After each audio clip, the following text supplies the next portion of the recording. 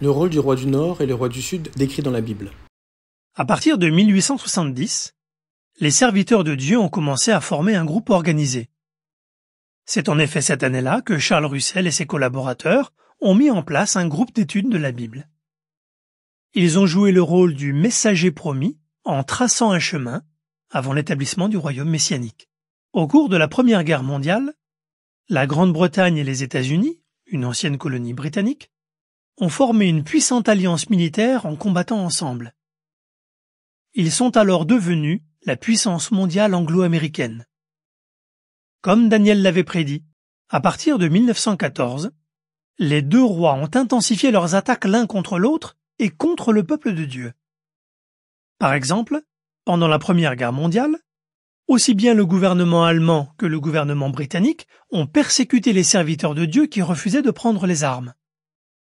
Et le gouvernement américain a jeté en prison ceux qui dirigeaient l'activité de prédication, puis, dans les années 1930, et plus particulièrement pendant la Deuxième Guerre mondiale, le roi du Nord a violemment attaqué les serviteurs de Dieu.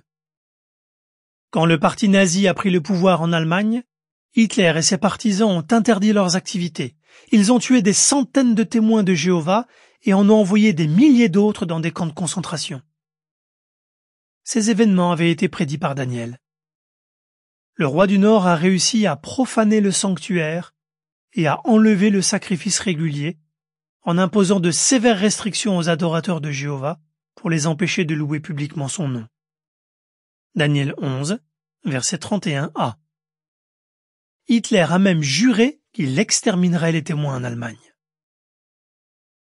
Après la Deuxième Guerre mondiale, le gouvernement communiste de l'Union soviétique a exercé son influence sur de vastes territoires précédemment occupés par l'Allemagne. Tout comme le régime totalitaire nazi, l'Union soviétique et ses alliés ont manifesté une très grande hostilité envers tous ceux qui faisaient passer le culte de Dieu avant leur obéissance à l'État. Ils sont ainsi devenus le roi du Nord. Peu après la fin de la Deuxième Guerre mondiale, le nouveau roi du Nord, l'Union soviétique et ses alliés, a lui aussi lancé une attaque contre les serviteurs de Dieu.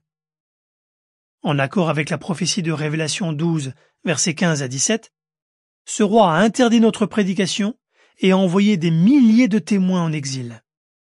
En fait, tout au long des derniers jours, le roi du Nord a déversé un fleuve de persécution contre le peuple de Dieu pour mettre fin à ses activités.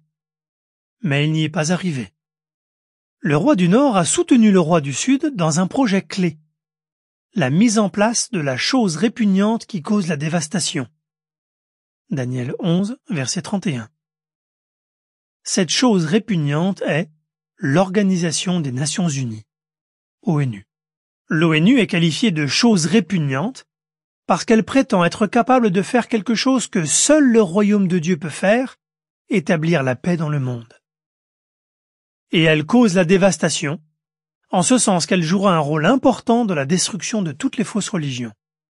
En 1991, l'Union soviétique s'est effondrée. Mais alors, qui est le roi du Nord aujourd'hui? Après l'effondrement de l'Union soviétique en 1991, les serviteurs de Dieu qui vivaient sur son vaste territoire ont reçu un peu de secours. Ils ont connu une période de liberté. Daniel 11, verset 34. Ils ont pu prêcher librement, et le nombre de proclamateurs dans l'ancien bloc communiste s'est rapidement élevé à des centaines de milliers. Mais petit à petit, la Russie et ses alliés sont devenus le roi du Nord. Comme nous l'avons vu dans l'article précédent, pour qu'un gouvernement soit le roi du Nord ou le roi du Sud, il doit remplir ces trois critères. Premièrement, avoir une influence directe sur la vie des adorateurs de Dieu. Deuxièmement, se comporter en ennemi de Jéhovah et de son peuple. Et troisièmement, rivaliser avec l'autre roi. Remarque pourquoi on peut dire qu'aujourd'hui, la Russie et ses alliés sont le roi du Nord.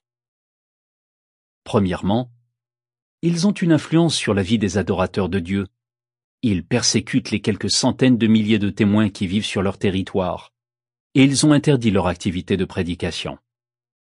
Deuxièmement, leurs actions indiquent qu'ils détestent Jéhovah et son peuple.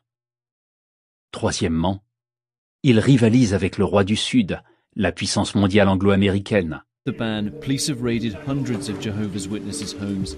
Hundreds have been arrested. Dozens are in detention. Some sentenced to over 6 years in prison.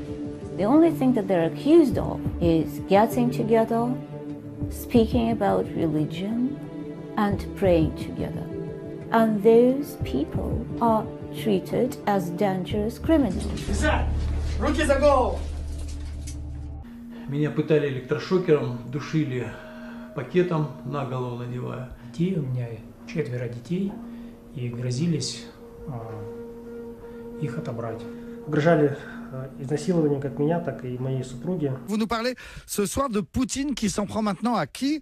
Aux témoins de Jéhovah. La nouvelle a surpris hier, mais c'est bien les fidèles de ce mouvement religieux ou de cette secte religieuse qui ont été purement et simplement interdit de pratique par la Cour suprême de Russie.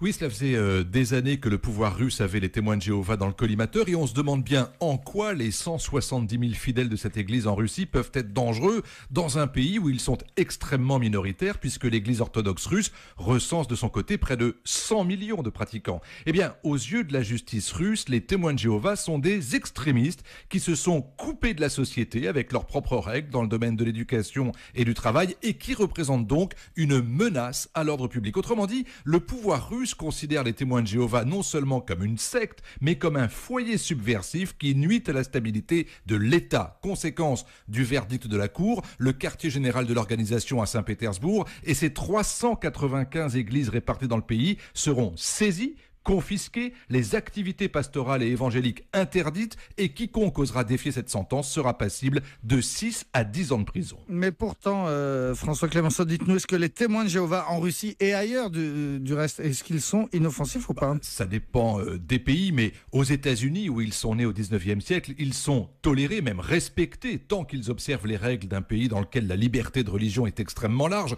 En France, ils sont surveillés, car il y a eu des témoignages de membres affirmant avoir été sous influence ou menacés lorsqu'ils ont voulu quitter le mouvement, mais il s'agit globalement d'une église où la Bible est au cœur de tout, et même si les témoins de Jéhovah sont assez méfiants vis-à-vis du monde extérieur, ils vont à sa rencontre en pratiquant un prosélytisme qui est aussi pacifique que buté. Mais ce que ne supportent pas les autorités russes, c'est qu'il s'agit là de 170 000 citoyens qui ne votent pas, qui refusent de faire le service militaire, qui refusent de glorifier la violence d'État, par exemple l'annexion de la Crimée. Bref, ils sont considérés comme des adversaires politiques manipulés et étrangers à la culture russe.